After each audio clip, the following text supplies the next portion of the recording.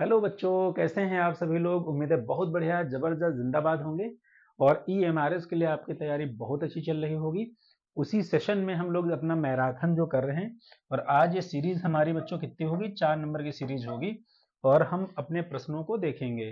प्रश्न जब हम लोग देखेंगे तो आपके पास 30 से 32 दिन बचे हुए हैं। आप बहुत अच्छे से तैयारी अगर कर ले जाएंगे, प्रैक्टिस कर ले जाएंगे, तो तय मान के चलिए कि सिलेक्शन आपका ही होने वाला है और किसी का होने वाला नहीं है। तो बहुत अच्छे प्रश्नों का संकलन किया गया है, आप जुड़े रहेंगे और अपना प्यारा प्यार दिखाएंगे। चलिए देखते हैं बच्चों आज के सेशन में। तो आज हमारा पहला प्रश्न 61 नंबर, एक हम सीरीज चला रहे हैं। जो लोग हमारा ये पहले के प्रश्न नहीं देख चुके हैं वो 60 प्रश्नों के पहले वाले प्लेलिस्ट आपकी बना दी जाएगी, बन गई है, उस पर आप जा करके देख लेंगे और आराम से सभी वीडियो आपको वहां पर मिल जाएंगे। चलिए बच्चों, तो देखते हैं आज हम अपना पहला प्रश्न।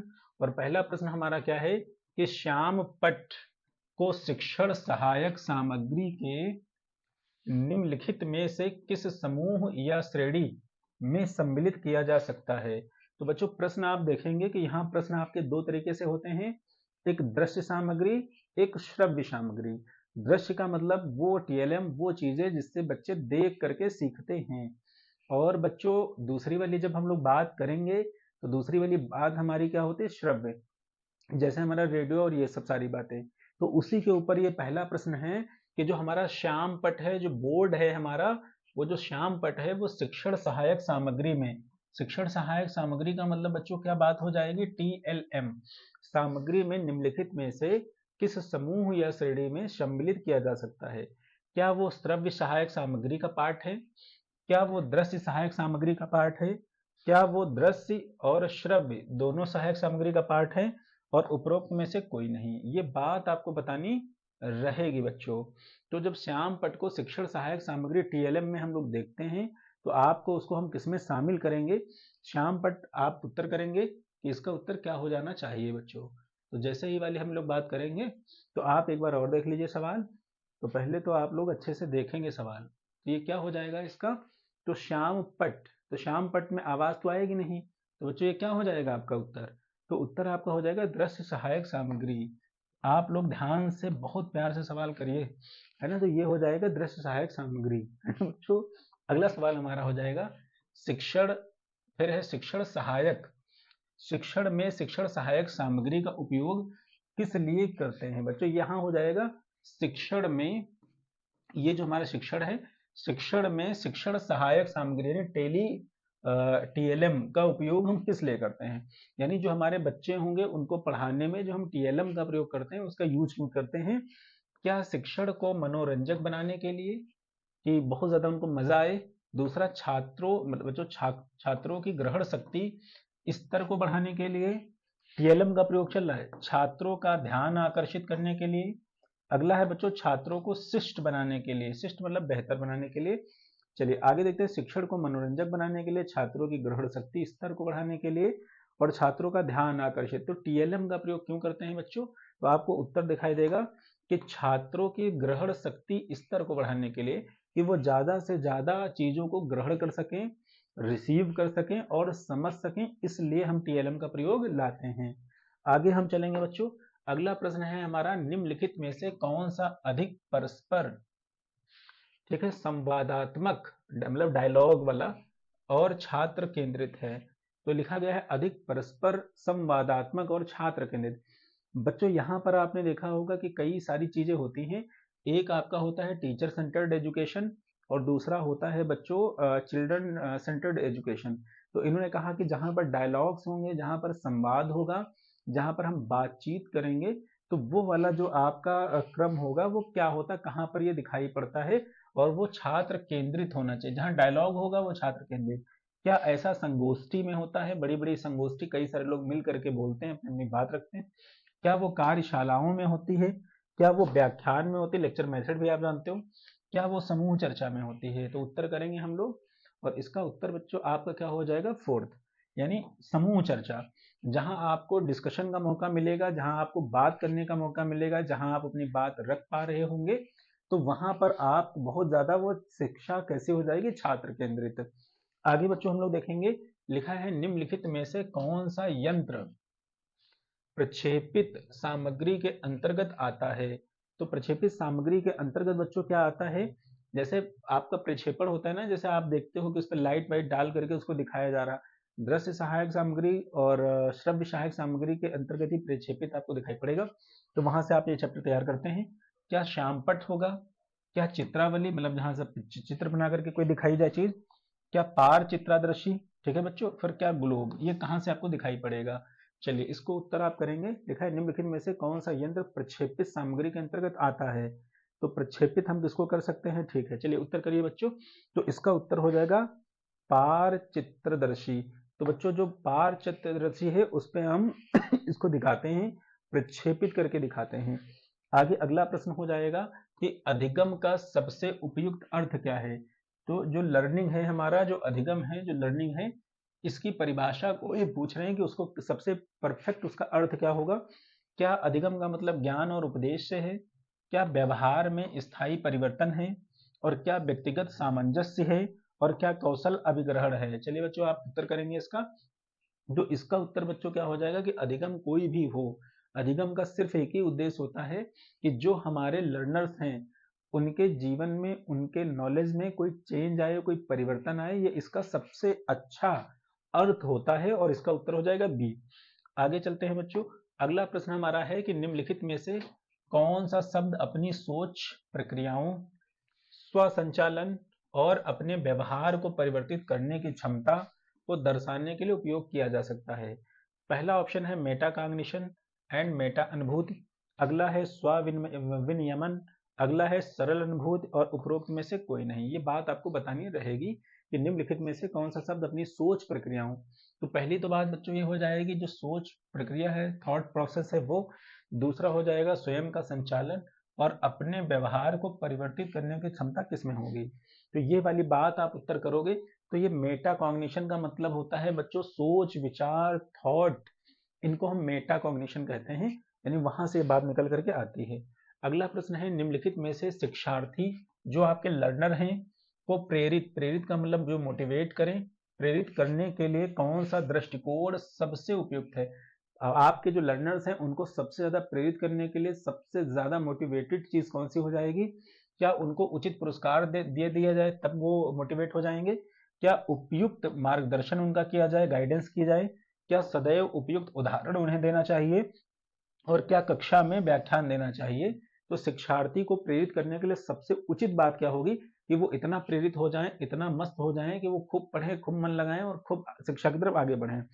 तो इसका बच्चों बढ़िया उत्तर हो जाएगा बी कि उपयुक्त मार्गदर्शन। आप एज अ टीचर हमेशा उनको परफेक्ट मार्गदर्शन देंगे। रही बात पुरस्कार और दंड की, तो जरूरी है लेकिन उतना जरूरी नहीं कि हमेशा आप पुरस्कार से उनको प्रेरित कर सकते हैं, पढ़ने के लिए लागू कर सकते हैं। अगला सदैव उपयुक्त उदाहरण देना, तो वो तो आप देते ही रहते हैं, लेकिन उस उदाहरण से सबसे ज्यादा है उपयुक्त मार्गदर्शन करना। ठीक है बच्चों, ये वाला हो जाएगी बात।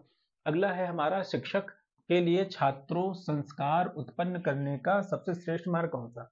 शिक्षक के लिए छात्रों में, यहां कर लूंगे, कर लेंगे बच्चों, छात्रों में संस्कार उत्पन्न करने का श्रेष्ठ मार्ग कौन सा। ये कहना चाह रहे हैं कि जो आपके बच्चे आपके सामने बैठे होंगे, कल को आप टीजीटी पीजीटी में सिलेक्ट होकर के एकलव्य मॉडल रेसिडेंशियल स्कूल में ऐसे क्षेत्र में आप अध्यापक बनेंगे जहां सबसे ज्यादा जरूरत है। तो ईश्वर ने आपको उस काम के लिए चुना है और चुनेंगे कि जहां सबसे ज्यादा नीड है वहां आपको भेजा जाएगा।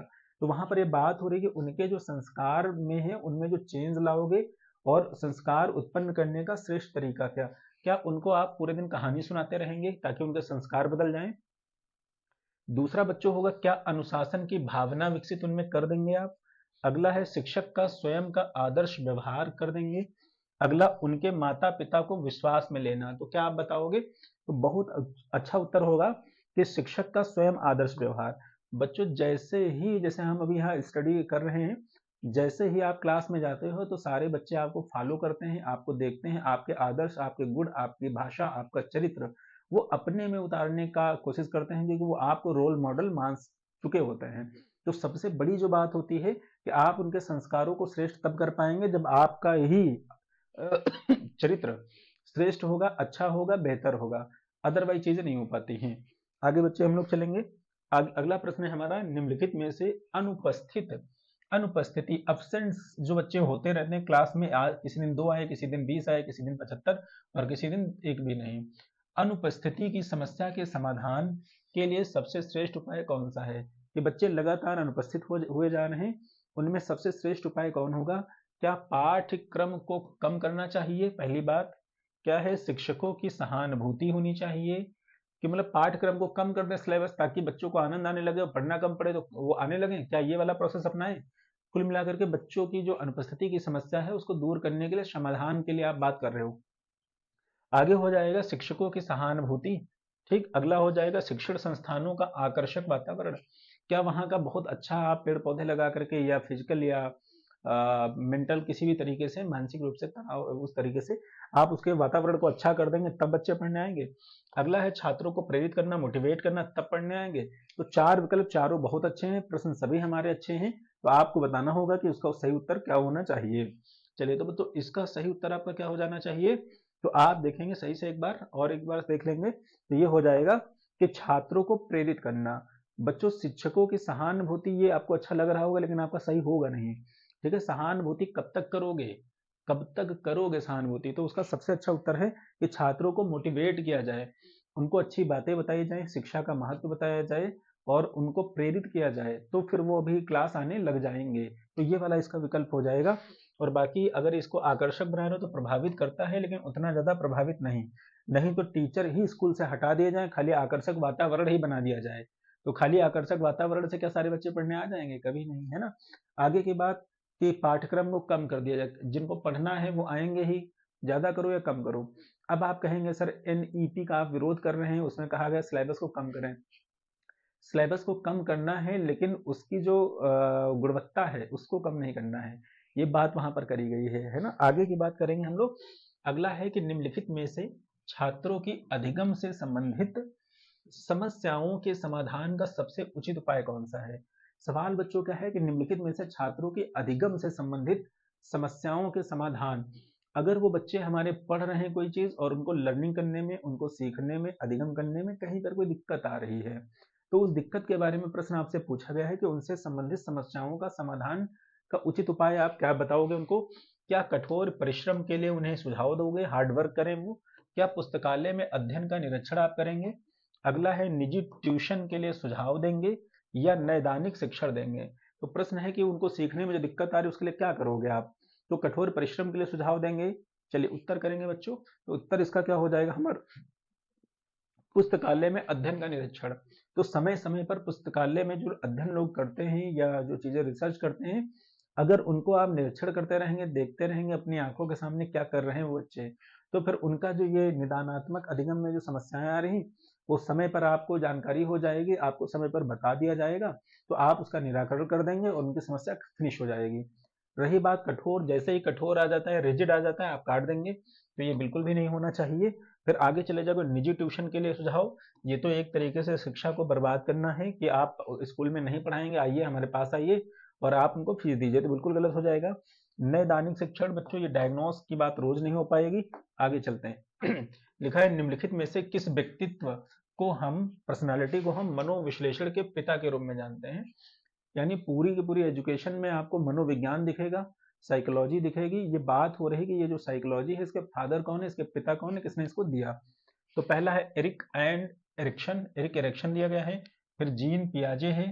ठीक है बच्चों, जीन पियाजे लिखा हुआ, जीन पियाजे जी हैं। आगे जरोम ब्रूस ब्रूनर है ना, जरोम एस ब्रूनर हैं, ब्रूनर ने जिन्होंने बहुत सारे सिद्धांत दिए। अगला है सिगमंड फ्रायड। तो चलिए बच्चों उत्तर दीजिए कि इसका उत्तर क्या होना चाहिए। देखेंगे आप लोग कि निम्नलिखित में से किस व्यक्तित्व को हम मनोविश्लेषणवादी, तो मनोविश्लेषणवादी हमेशा से आपको पता है कि फ्रायड जी होते हैं। कौन होते हैं? Sigmund Freud. अगर सीटेट के लिए भी आप कभी पढ़े तो भी ये आपका सही हो जाता। आगे बच्चों देखेंगे हम लोग कि कक्षा में कुछ छात्र सीखने के लिए अति उत्सुक हैं, कि बहुत ज्यादा वो उत्सुक हैं, ऐसा शायद इसलिए वो कर रहे हैं। जैसा आप देखेंगे कोई कोई बच्चा हमारा बहुत शांत स्वभाव का होगा, डल तरीके से बैठा होगा और इंटरेस्ट नहीं दिखा रहा होगा, उत्तेजना नहीं दिखा रहा होगा, लेकिन यहाँ पर कोई बच्चा है जो बहुत ज्यादा उत्सुक है। तो कारण क्या है कि क्या वे मेधावी छात्र हैं? या तो वो पढ़ने में बहुत तैयार है, बच्चा बहुत अच्छा है, मेधावी है, गिफ्टेड है, ऐसा कह लें, या संपन्न परिवारों से संबंधित है।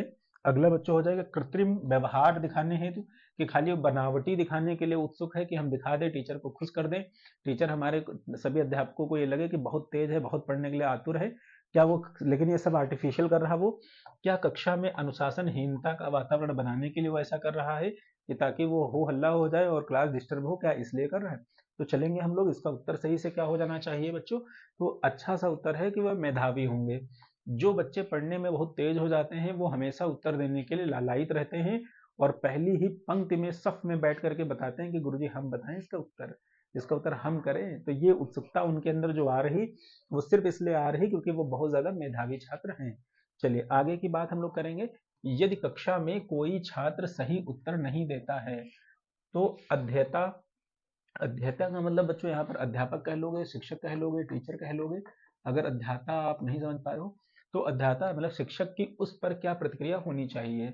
बच्चों सवाल ये पूछा गया है कि जैसे आपने कोई प्रश्न पूछा, बीइंग अ टीचर जब आप होने वाले हैं अभी, और जब आपने प्रश्न पूछा और किसी बच्चे के पास उत्तर नहीं था या उसके पास उत्तर सही नहीं था, तो आप दोबारा उसको पलट करके क्या जवाब देंगे, क्या प्रतिक्रिया देंगे, क्या फीडबैक देंगे, क्या प्रतिपुष्टि देंगे, वो सवाल पूछा गया है। तो लिखा है छात्र को दुर्वचन, बच्चों क्या लिखा है, दुर्वचन कहकर और इस बात का एहसास दिलाना, यानी उनको उल्टा सीधा कह दोगे तो थोड़ा सा गलत बोल दोगे, ठीक है बच्चों। तो ये वाली बात आप करेंगे। तो अगला हो जाएगा बच्चों, छात्र को, है ना, यह समझाना कि उसका उत्तर गलत क्यों है, ये बात बताना कि बेटा तुम्हारा उत्तर क्यों गलत हो गया। अगला, सही उत्तर देने के लिए किसी और छात्र को कहना, ये देखिए क्या बता रहे हैं ये लोग कि उसको, उससे कहते बेटा तुम बताओ, ये कौन सी बात हुई, है ना। आगे हो जाएगा, गलत उत्तर की उपेक्षा करना, अगले प्रश्न पर आना, यानी वो गलत बताए सही बताए आपको ध्यान ही नहीं देना, आगे बढ़ जाना, ये ऐसे कह रहे हैं कि मतलब इस तरीके से आप कर लो। तो आपको क्या बताना हो जाएगा बच्चों, तो आप उत्तर देंगे कि इसका उत्तर क्या होगा, ठीक है। तो इसका उत्तर बच्चों जैसे ही हम लोग देखेंगे तो बी वाला आपको बिल्कुल परफेक्ट दिखना चाहिए। लिखा है छात्र को यह समझाना कि उसका उत्तर गलत क्यों है। जब आप किसी छात्र को ये बता देते हैं कि बेटा ये आपका यहाँ से मिस्टेक हुई थी और यहाँ से आपसे गलती हुई है, तो जीवन में वो सीख जाएगा, फिर आगे गलती नहीं करेगा। और अगर आप ये नहीं बताओगे कि उसका उत्तर गलत क्यों था, तो वो इस बात को सीख ही नहीं पाता है कि उसने पिछली बार गलती क्या करी थी। तो सबसे ज्यादा इंपॉर्टेंट बात ये हो जाती है। चलिए आगे बच्चों हम लोग देखते हैं। अगला है हमारा, मान लीजिए कि एक छात्र शिक्षक से कक्षा में प्रश्न पूछता है, क्लास में बच्चा है और वहां पे वो टीचर से प्रश्न पूछता है। छात्र शिक्षक से प्रश्न पूछता है और कहता है कि जिसका शिक्षक के पास कोई सीधा सा जवाब नहीं है। ऐसी परिस्थिति में, ऐसी कंडीशन में, ऐसी स्थिति में आपको क्या करना चाहिए। जैसे आप अभी शिक्षक हैं, आप क्लास ले रहे हैं, जैसे हम ही क्लास अभी आप लोगों को तक प्रेषित कर रहे हैं, तो आपके द्वारा पूछा गया प्रश्न मान के चलिए हमें ना आ रहा हो, या बीइंग अ टीचर आप कहीं विद्यालय में हो, तो आप इस स्थिति में क्या करेंगे। चार विकल्प आपके सामने लगे हुए हैं। लिखा है छात्र को संतुष्ट करने के लिए कुछ भी अस्पष्ट जवाब देंगे। सोच के देखिए कितना मुस्कुराहट आ रही है, कुछ भी जवाब दे दोगे कि जो भी मन में आया पट्टी पढ़ा दी वो निकल लिए, है ना। फिर आपकी टीचर ट्रेनिंग का क्या मतलब हुआ, सीटेट का मतलब क्या हुआ, सुपर टेट का मतलब क्या हुआ, है ना। तो फिर जो आपने ट्रेनिंग ली है बीएड में उसका क्या मतलब हुआ, है ना। कुछ भी थोड़ी बता देंगे। दूसरा है कि छात्रों को यह कहना कि वह ज्यादा अप्रासंगिक प्रश्न ना पूछे। अब आप धमका रहे हैं, बच्चे से कह रहे हैं कि ऐसा है शांत रहिए, उल्टा सीधा प्रश्न ना पूछना, सीधे से पढ़ो, चुपचाप पढ़ना है तो पढ़ो, न कान पकड़ो घर निकलो। तो ये आप कहेंगे। अगला है बच्चों की छात्रों को कहना कि वह सही उत्तर बाद में देंगे। और आप ये कह रहे हैं कि बच्चों अभी हमें नहीं आ रहा है, हम नहीं समझ पा रहे हैं, अभी चीज थोड़ा सा हम मैनेज करना चाहते हैं और जैसे ही हम कल मिलते हैं फिर बताते हैं। क्या आप ये बात कहोगे। अगला दिया गया है बच्चों, छात्र को सही उत्तर के लिए स्वयं पुस्तकालय में पुस्तकों से सही उत्तर खोजने के लिए प्रेरित करना। क्या आप ये कहोगे कि ऐसा है, निकल लो यहाँ से, वो किताब जाके ढूंढो वहां पर किताब में क्या लिखा है। पुस्तकालय से किताब, अगर यही करना हो तो आपको गवर्नमेंट जो अभी देगी 70-80 हज़ार रुपए पर मंथ, वो किस बात का है। अगर आप गूगल से ही सर्च करवा रहे हैं, किताबों से ढूंढवा रहे हैं, तो फिर आपकी नियुक्ति ही किस बात की। तो वो किताबों से ही पढ़वा ले। तो आपको उत्तर बताना रहेगा कि इसका उत्तर बच्चों क्या होगा। तो चलते हैं हम लोग, ये हो जाएगा तीसरा। हम क्या कहेंगे, हम अपने छात्रों से कहेंगे कि क्या कह देंगे बच्चों, ये हमारा उत्तर तीसरा हो जाएगा। तो एक बार हम इसको रफ कर दें फिर आपको बताया जाएगा हम अब क्या कहेंगे। और बहुत बढ़िया प्रश्न है, सच में बता रहे हैं, यूट्यूब पे आप बहुत सारा सर्च करोगे, इस तरीके के प्रश्न का लेवल नहीं मिलेगा। तो ये कहा जा रहा है कि छात्र को कहना कि वह सही उत्तर बाद में देंगे। अगर नहीं आ रहा है तो इसमें कोई बुराई नहीं है, गलत बताने से अच्छा है कि हम कल बता दें, ठीक है। तो ऐसा तो है नहीं कि हम ब्रह्मांड के सब कुछ हमको आता है, किसी को कुछ भी, कोई भी इंसान परिपूर्ण नहीं। तो हम अच्छा बताएंगे, देर में बताएंगे, वो चलेगा। तो ये वाला उत्तर बता करके आप आगे बढ़ जाओगे। आगे हम चलेंगे। लिखा है निम्नलिखित में से कक्षा में सबसे अधिक वांछनीय किस अवयव को माना जा सकता है। इन्होंने कहा कौन सा ऐसा एलिमेंट है, वांछनीय माने सकारात्मक बच्चों होता है, सकारात्मक यानी अच्छी बात होती है अवांछनीय इसका अपोजिट होता है, वो नेगेटिव होता है। इन्होंने कहा कि निम्नलिखित में से कक्षा में सबसे अधिक वांछनीय किस अव्यय को माना जाता है, सबसे बेहतर किस चीज को माना जाता है, कि क्या होना चाहिए क्लास में। लिखा है शिक्षक पाठ और अपने अनुसंधान के आधार पर व्याख्यान दे। जो पाठ है उसका सिलेबस है, और जो अनुसंधान मतलब जो उसकी रिसर्च है उसके आधार पर व्याख्यान दे। अगला बच्चों है शिक्षक पाठ्यक्रम सामग्री और मानक पुस्तकों के आधार पर व्याख्यान दे, कि शिक्षक पाठ्यक्रम जो है सामग्री और मानक पुस्तकों स्टैंडर्ड वाली बात, सॉरी आगे है शिक्षक छात्रों के द्वारा पूछे गए प्रश्नों का सही उत्तर दे। ठीक है, पूछे गए प्रश्नों का सही उत्तर दे। अगला है शिक्षक कठोर अनुशासन बनाए रखे और नियमित रूप से उपस्थिति करे। चलिए उत्तर करेंगे बच्चों। ये लिखा है कि एक सबसे वांछनीय, तो शिक्षक आप उत्तर कर लीजिए कि क्या इसका उत्तर होना चाहिए 75 का। तो इसका उत्तर बच्चों होगा 3। 3 क्या कह रहा है, कह रहा है कि एक शिक्षक छात्रों द्वारा पूछे गए प्रश्नों का कैसा उत्तर दे, सही उत्तर। अगर सही उत्तर देते हैं तो बच्चे बड़े मोटिवेट होंगे, बच्चों को लगेगा कि उनकी जो जिज्ञासा है, उनका जो समस्या है, उनकी जो क्वेरी है वो सब शांत कराई जा रही है, टीचर अच्छे से हमको जवाब दे रहे हैं, तो वो पढ़ने में उनका दिल लगेगा, मन लगेगा और क्लास करेंगे। रही बात शिक्षक पाठ अपने अनुसंधान के आधार पर शिक्षक पाठ, और तो ये खाली आप किताबों के ऊपर नहीं, क्योंकि हमारी जो शिक्षा है वो औपचारिक और अनौपचारिक दोनों है, तो पाठ पर ही हम जमे नहीं रहेंगे। हमें एग्जाम्पल उदाहरण गांव ग्रामीण और निजी जीवन से लेने होंगे तो हम ले लेंगे और प्रस्तुत कर देंगे, तो इस वजह से गलत हो जाएगा। फिर शिक्षक पाठ्यक्रम सामग्री और मानक, तो मानक वाली स्टैंडर्ड वाली कोई बात नहीं होती है आप जानते हो। फिर शिक्षक कठोर, ये कठोर क्यों होगा, गलत हो गया, तो आपको ये सवाल मिल जाएगा। आगे बच्चों चलते हैं। यदि शिक्षण संस्थान परिसर में कुछ छात्र शिक्षक के साथ दुर्व्यवहार करते हैं तो निम्नलिखित में से कौन सा अंतोतगत्वा सहायता कर सकता है। ठीक है बच्चों, अगर मान के लिए कोई अध्यापक है, कोई शिक्षक है, लेकिन यहाँ पर गलत बात क्या हो गई कि उनके साथ छात्रों के द्वारा क्या किया जा रहा है, दुर्व्यवहार। कुछ छात्र शिक्षक के साथ, बच्चों यहां से इंपॉर्टेंट है कि कुछ छात्र शिक्षक के साथ क्या कर रहे हैं, दुर्व्यवहार। दुर्व्यवहार का मतलब जैसे आचरण, जो सम्मान, जो आदर करना चाहिए, हालांकि ऐसा रेयर होता है, लेकिन ऐसा अगर कहीं पर हो रहा है तो क्या टीचर को क्या करना चाहिए, और अंतोतगत्वा टीचर की जो हेल्प है, जो सहायता है, वो कौन कर सकता है। तो पहली बात है कि ऐसी बात को छात्रों के अभिभावकों के संज्ञान में लाना, कि टीचर तुरंत चला जाए और अध्यापक जाकर के उनके बच्चों के पिताजी से बताए कि ऐसी ऐसी आपके बच्चे बदतमीजी कर रहे हैं।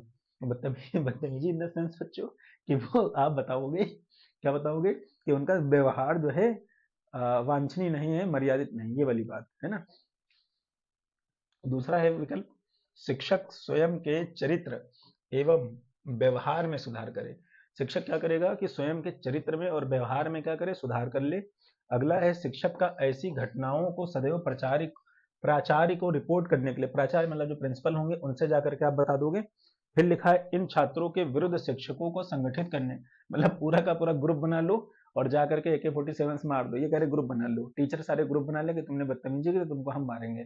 अब आपको उत्तर देना है बच्चों, तो उत्तर इसका क्या हो जाएगा, बी वाला, कि शिक्षक को स्वयं के चरित्र के व्यवहार में।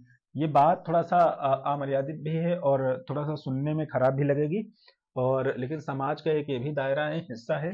कई सारे वीडियो देखा होगा टीचरों के आ जाते हैं, तो टीचर का ही व्यवहार, चाहे फीमेल टीचर हो या मेल टीचर हो, कई बार फीमेल टीचर का अन्य स्टाफ के साथ अच्छा व्यवहार नहीं, और कई बार मेल टीचर आपने देखा होगा जो आचरण विहीन है, जो चरित्रहीनता टीचरों के अंदर आ गई है, कि शिक्षक के नाम पे वो पता नहीं कौन कौन से वो अश्लीलता करने लग जाते हैं अपनी क्लास में। तो जब ऐसी बात बच्चों हो जाती है तो वहां पर गलती बच्चों की नहीं, अगर वो दुर्व्यवहार कर रहे हैं आपके साथ, गलती टीचर की है, तो टीचर को क्या करना है, शिक्षक को अपने स्वयं के चरित्र, क्योंकि चरित्र अगर नहीं, if character is lost everything is lost, व्यवहार में सुधार करे, कि कहीं आपका चरित्र तो गंदा नहीं हुआ है जिसकी वजह से आपके साथ दुर्व्यवहार हो रहा है। अगर ये वाली बात आप देखेंगे तो ये सबसे, कोई जरूरी नहीं कि चरित्र ही हो, क्योंकि आप भाषा का गलत प्रयोग कर रहे हैं, है ना, या गलत तरीके से वहां पर आप संवाद करते हैं, तो ये भी अनुशासनहीनता बच्चे आपके साथ कर सकते हैं। ठीक है, आगे चलते हैं। लिखा है एक शिक्षक को कक्षा में अपनी स्वर पिच सदैव, स्वर पिच का मतलब बच्चों होता है कि वो कितनी तेज बोलेगा, कितनी धीमे बोलेगा, ये वाली बात। सदैव कैसी रखनी चाहिए? पर्याप्त एवं ऊंची रखनी चाहिए, यानी जो क्लास पढ़ाई जाए तो उसकी पिच जो है बोलने की, जो टीचर बोल रहा है धाड़ धाड़ के बोले, चीख चीख के बोले, म्याऊ म्याऊ बोले, धीमे बोले, कैसे बोले, तो ये वाली बात। दूसरा है कम रखनी चाहिए, अगला है मध्यम रखनी चाहिए, और फोर्थ है कभी कम और कभी अधिक रखनी चाहिए। चलिए उत्तर करिए बच्चों। तो उत्तर इसका हमेशा आप कम ज्यादा वाला कोई खेल नहीं है, इतनी आवाज रखनी चाहिए कि क्लास में आवाज प्रॉपर पहुंचती रहे। जब आप बहुत ज्यादा कम कर देते हैं यानी कम कर देते हैं, तो कभी ज्यादा कभी कम, तो वो जिनको कम थोड़ा सा दिक्कत है जैसे किसी को सुनने में, तो जब आप और कम कर दोगे तो उसका कान थोड़ी कम ज्यादा हो जाएगा, उसकी वैल्यू तो उतनी ही रहती है, हमारी हो, आपकी हो, किसी की भी हो। तो इस हिसाब से आप सोच के जाएंगे। आप दिव्यांग नहीं कर सकते, ऐसी भाषा का प्रयोग नहीं कर सकते, लेकिन समझाने के लिए बात हो रही है आपके लिए, है ना बच्चों। तो फिर ये वाली बात हो जाएगी कि पर्याप्त ऊंची रखनी चाहिए, ये यही उत्तर होगा। तो ये वाला कम रखनी चाहिए, ये नहीं हो जाएगा, जिनको कम सुनता है, थोड़ा सा सुनाई पड़ता है, उनके लिए और दिक्कत हो जाएगी।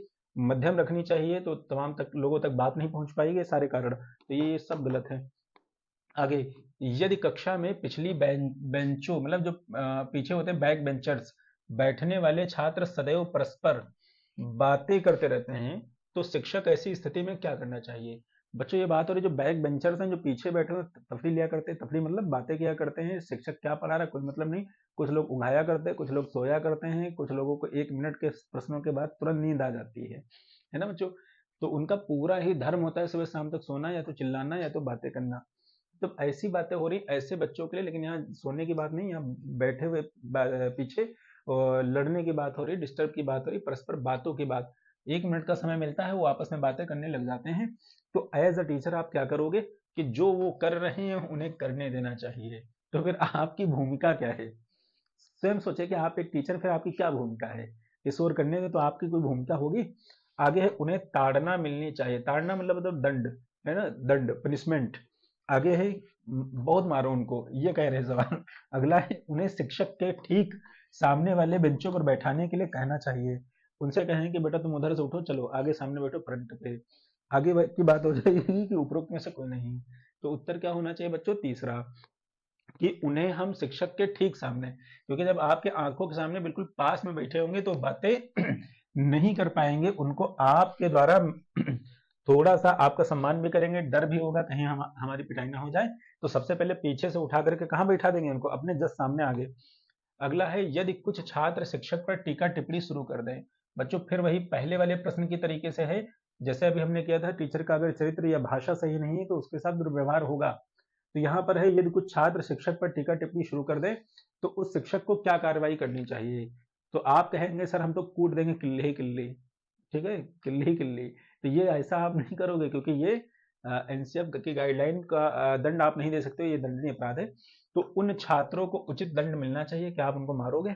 दूसरा है उन्हें कॉलेज से निष्कासित कर देना चाहिए, भगा दोगे उनको, चलो निकलो यहाँ से। अगला, आंतरिक परीक्षण प्रतियां मूल्यांकन करते हुए प्रतिकार कर लेना चाहिए, यानी जब उनका एग्जाम होगा, ठीक है, जब उनकी परीक्षा होगी, तब आप उनसे पूरी दुश्मनी निकाल लोगे, उनको नंबर ही नहीं दोगे, प्रतिकार करोगे, बायस्ड हो जाओगे। अगला है मूल्यांकन करने के समय शिक्षक को निष्पक्ष बने रहना चाहिए। तो इन्होंने कहा वो हमको गाली दें, निंदा करें, क्रिटिसिज्म करें, परेशान करें, दुर्व्यवहार करें, हर हाल में आपको क्या करना चाहिए? तो आप उत्तर क्या करेंगे? तो जैसे ही ये वाली बात करोगे तो आप उत्तर फोर्थ लगाओगे कि मूल्यांकन करने के समय शिक्षक को निष्पक्ष बने रहना चाहिए। निष्पक्ष का मतलब ये वाली बात होती है कि कोई आप, क्योंकि बड़े लेवल पे हो, आपका कद बड़ा है, आपका व्यवहार बड़ा है, आपके आचरण बड़े हैं, वो अभी छोटे हैं, उनके अभी उतना समझ नहीं होगी, अंडरस्टैंडिंग लेवल उतना नहीं होगा, तो धीरे धीरे मेच्योर होंगे, परिपक्व होंगे, लेकिन आप तो समझदार हैं, आप धीरे धीरे उनको मोटिवेट करते रहेंगे, प्रेरित करते रहेंगे, फिर वो किसी दिन सीख जाएंगे। तो आप ही अगर बायस्ड हो जाएंगे तो फिर बड़े और छोटे में अंतर किस बात का? तो आप निष्पक्ष बने रहेंगे, उनको बिना किसी मारपीट के, बिना धमकाए के, बिना कॉपी में नंबर कम दिए आप उनको पढ़ाते रहेंगे, ये वाली बात होगी। अगला प्रश्न बच्चों हमारा है कि शिक्षक दिवस के अवसर पर कुछ छात्र आपको ग्रीटिंग कार्ड भेजते हैं, जैसे आप अच्छे टीचर हो गए बहुत ज्यादा और सभी आपको प्रेम करने लगे, सारे बच्चे लगाव रखने लगे, स्नेह रखने लगे, गुरुजी बहुत अच्छा है, बहुत अच्छा पढ़ाते हैं, सारी बातें। तो फिर वो प्यार प्यार में, मतलब प्यार इस सेंस में कि लगाव में, है ना, मर्यादित भाषा में, संस्कारों में, कि वो अगर आपको ग्रीटिंग दे देते हैं तो आप क्या करेंगे? आप इसके उत्तर बिल्कुल नहीं देंगे, कहेंगे तुम चाहे ग्रीटिंग फेंक के चले जाओ, तुमसे कोई मतलब नहीं। फिर आप उन्हें धन्यवाद कहेंगे, थैंक्स बोलेंगे, फिर उन्हें अपव्यय से बचने के लिए परामर्श देंगे कि इतनी ही पैसा तुम्हारे ज़्यादा सवार है, इतने में किताब खरीद लो, इतने में ये कर लो, उड़ा रहे हो पैसा। ये वाली बातें क्या आप बोलोगे? अगला दिया गया है कि बदले में आप भी उन्हें शुभकामना देंगे। चलिए उत्तर करेंगे बच्चों, तो उत्तर हो जाएगा हम शुभकामना ये तो दूर की बात है, हम सबसे पहले उन्हें थैंक यू बोलेंगे क्योंकि आपने हमारे लिए इतना अच्छा सोचा और हमें बात गिफ्ट की नहीं, बात है सम्मान के लिए और बात है केयर के लिए कि आप जैसे हम आपका केयर करते हैं साल भर, तो आपने भी एक बार हमारी केयर करी। तो इसी के साथ बच्चों हम लोगों ने अपना बहुत प्यार से मासूमियत के साथ ये सेशन पूरा किया है। मिलते हैं नेक्स्ट वीडियो में। Thank you so much.